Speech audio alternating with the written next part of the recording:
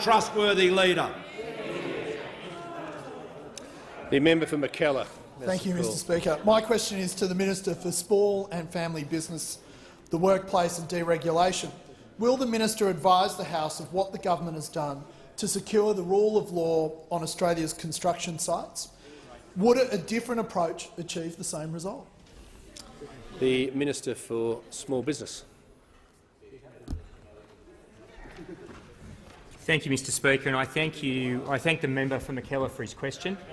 And note that around the country, not just in McKellar, in the last 5 years or 4.5 years, 35,000 small and family businesses have opened up in the construction sector, employing more than 200,000 new jobs, creating 200,000 new jobs. Compared to the Labor's last year when in power, 15,600 small and family businesses closed and 14,000 jobs in construction were lost. And that's why we need the ABCC, the Australian Building and Construction Commission. And that's why we've empowered it to keep the rule of law on our building sites. Now, I'm asked the alternatives.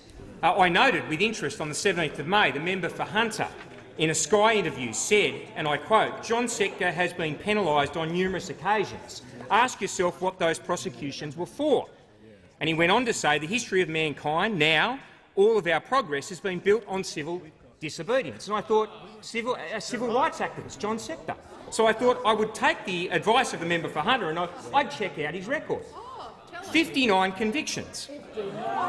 And they range across the following: assaulting police 5 times, assault by kicking, classy, 5 times, willful trespass, Mr Speaker, 7 times, resisting arrest 5 times, theft once, attempted theft by deception once, intent to coerce 9 times, coercion 10 times, adverse action once, and he's been jailed twice for contempt of court. And this is the person. This is when the member for Hunter says civil disobedience. I thought Mandela, Martin Luther King, John Sector. No, I don't think so. But this is the person that the Leader of the Opposition has done his secret deal with. And what do they want to do? They want to take the ABCC, the cop off the beat, so their union mates can run riot and put everything at risk that has been created under the last 4.5 years of a coalition government. But for all Mr Sector's shortcomings, of which there are many, when interviewed by Neil Mitchell on the 18th of May, Mitchell asked, and I quote, "Well, John, do you trust Bill Shorten?"